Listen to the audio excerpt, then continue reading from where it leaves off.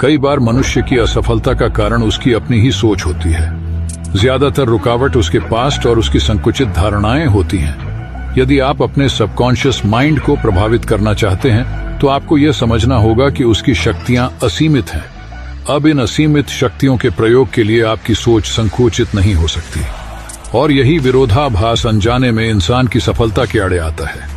यदि आप सक्सेसफुल और अमीर लोगों के विचारों को ध्यान से देखेंगे तो पाएंगे कि किसी भी तरह के बदलाव को वे लोग आसानी से स्वीकार कर लेते हैं। यदि आप पुराने तरीके से इस मॉडर्न युग में सफल होना चाहते हैं तो यहाँ विरोधाभास हो जाता है।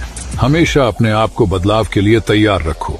ज्यादातर इंसान भूतकाल की यादों या भविष्य की चिंताओं में जीता है, लेकिन भूतकाल से सीख लेकर आगे बढ़ना ही समझदारी है।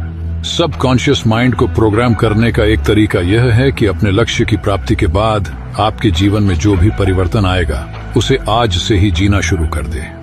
उदाहरण के लिए, आप उस वक्त कैसे कपड़े पहनेंगे, किस तरह से चलेंगे या बात करेंगे।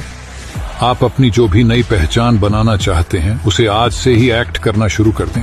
शुरू में हो सकता है कि आपका कॉन्शियस माइंड तर्क करेगा और आपको कई बहाने भी दिखाएगा, जैसे परिस्थितियों का बहाना, लोगों का बहाना, समाज का बहाना।